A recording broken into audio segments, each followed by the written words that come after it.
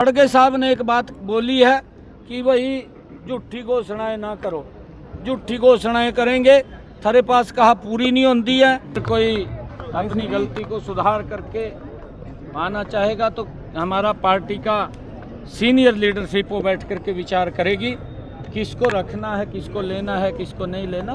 मंत्री नायब सिंह सैनी इस समय करनाल पहुंचे थे और लाडी संधू को भारतीय जनता पार्टी में शामिल कराया है। देख सकते हैं लाइव तस्वीरों के माध्यम से। सभी से गुजारिश है इस खबर को शेयर जरूर करें।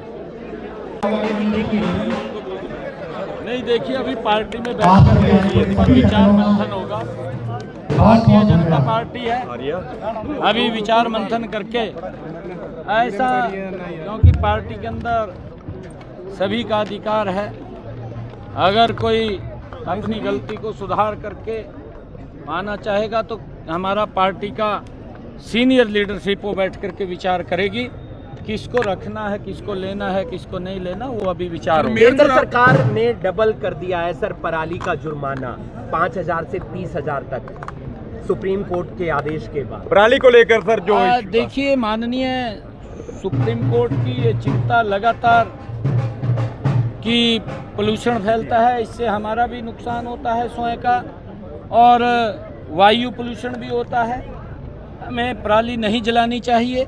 माननीय सुप्रीम कोर्ट इसके ऊपर लेकर के लगातार गंभीर है और हमने हरियाणा के अंदर पराली प्रबंधन को लेकर के अच्छी योजना उसके अंदर बनाई है। हमने किसानों से भी अपील किया है कि आप पराली मत जलाइए, और उसके लिए हमने अधिकारियों को भी इस बात के लिए निर्देशित किया है कि अगर सब्सिडी के ऊपर किसानों को हमें कुछ इंस्ट्रूमेंट और उपलब्ध कराने की आवश्यकता है तो उसकी और योजना बना करके हम उन तक लाभ पहुंचाने का काम करें ताकि वो पराली ना जलाएं। और क्योंकि पराली जलती है तो उसका स्वयं का नुकसान भी खेत में होता है, वायु पोल्यूशन होता है, उससे आम जन को भी नुकसान होता है। और हमने ये प्रबंध किया है कि हमने जो प्लांट लगाए हैं उस प्लांट के अंदर पराली को हम ले जा करके उसका लाभकारी मूल्य भी ले सकते हैं, और जो पराली को इकट्ठा करके बाहर निकालता है, नहीं जलाता है, उसके लिए इंसेंटिव भी हरियाणा सरकार देती है। बनाई है सर कांग्रेस ने, हार पर मंथन करेगी, करण दलाल उसको लीड कर रहे हैं सर। देखिए, क्योंकि हर दल अपनी अपनी सोच के अनुसार वो मंथन करता है। वो तो मंथन इसलिए भी कर रहे थे कि हम तो जीतते पड़े हैं, आपके सामने हैं, और प्रदेश की जनता ने उनको जो उनकी सोच थी, जो उनकी मंशा थी, उसका जवाब दिया है। कांग्रेस ने जिस प्रकार से शासन हरियाणा के अंदर किया था उसको हरियाणा के लोग भूले नहीं हैं, क्योंकि इनके शासन के अंदर भ्रष्टाचार, लोगों को प्रताड़ित करना, लोगों को सुविधाओं से अभावग्रस्त रखना, ये कांग्रेस की नीति और पॉलिसी का हिस्सा रहा है। अभी इनके राष्ट्रीय अध्यक्ष अपने खड़गे साहब ने एक बात बोली है कि भाई झूठी घोषणाएं ना करो, झूठी घोषणाएं करेंगे थारे पास कहा पूरी नहीं होती है। मैं तो ये बार बार इलेक्शन के अंदर भी बोलता रहा हूँ, कांग्रेस की ये सोच रही है कि झूठ बोल करके सत्ता हथिया लो और उसके बाद जनता बाहर में जाए। ये काम कांग्रेस का था, परंतु जनता लोग समझ चुके हैं इनकी घोषणाओं के। ये तो इस प्रकार के लोग थे कांग्रेस के, जितनी इनकी चादर थी उस चादर से ज़्यादा पैर पसारते थे। भी इनकी चादर फट गई है, अब लोग विश्वास नहीं करते। आगे कहीं पर भी कांग्रेस का कोई भी स्कोप दिखाई नहीं दे रहा। आने वाले समय के अंदर भी 2029 में कांग्रेस कहीं दिखाई नहीं देगी, ना केंद्र के अंदर, ना प्रदेशों के अंदर।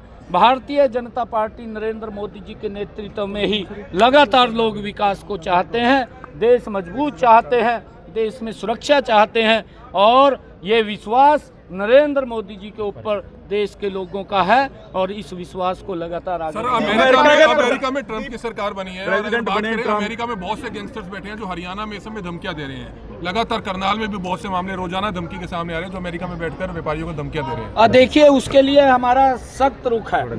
हमने कहा भी है कि ऐसे जो धमकी देने वाले लोग हैं उनको कोई बख्शने का सवाल नहीं है। हमारा बिल्कुल ही सख्त उसके ऊपर रवैया है, उनको सज़ा मिले, वो जेल में जाएं। हमने अपने पुलिस अधिकारियों को भी इसलिए कहा है कि ऐसे लोगों के साथ कहीं पर भी कोई नरमाई की बात नहीं है। जहां पर भी ऐसे प्रकार के लोग हैं उनको सलाखों के पीछे पहुंचाने का काम हमारी पुलिस करती है, उनको बख्शने का सवाल नहीं है। और क्योंकि ये इंटरनेशनल मामला है, जो आपने ट्रंप की बात, अमेरिका की बात करी है, इसके ऊपर हमारा केंद्रीय नेतृत्व गंभीर है। उस बात को देख करके वो केंद्रीय नेतृत्व 13 तारीख को सेशन है सर, 13 तारीख को सेशन है, कुछ उसके अंदर खास देखने को मिलेगा हरियाणा की जनता के लिए? हाँ, उसमें कई बिल भी आएंगे और क्योंकि ये पहला नई सरकार का, भारतीय जनता पार्टी का ये तीसरी सरकार का पहला ये बजट है और सेशन है।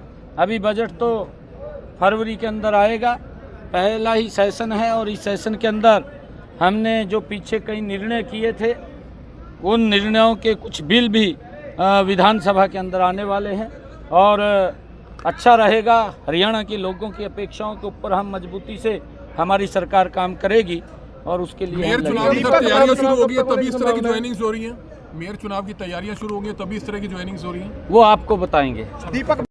चुनाव के बाद मुख्यमंत्री नायब सिंह सैनी आज करनाल पहुंचे थे और काफ़ी संख्या में लोग यहां पर उनके कार्यक्रम में भी उमड़े हुए थे। आपको बता दें कि वार्ड नंबर 18 से लाडी संधू भारतीय जनता पार्टी में शामिल हुए हैं। उनका ये कार्यक्रम जो है यहाँ पर किया गया था। करनाल से जो विधायक हैं जगमोहन आनंद, उनके साथ साथ इंद्री से विधायक और असंध से विधायक भी यहाँ पर मौजूद थे। सीधे तौर पर उन्होंने कहा कि जो करनाल है अब भी सीएम सिटी रहने वाला है, क्योंकि करनाल की जो जनता है उन्होंने 5 के 5 जो विधायक हैं भारतीय जनता पार्टी को दिए हैं और विभिन्न तरह के जो आरोप हैं वो कांग्रेस पार्टी पर लगाते हुए वो नजर आए। आप सभी साथियों से गुजारिश रहेगी इस खबर को शेयर करें। विश्वपाल राणा, नमस्ते भारत न्यूज़ के लिए, करनाल।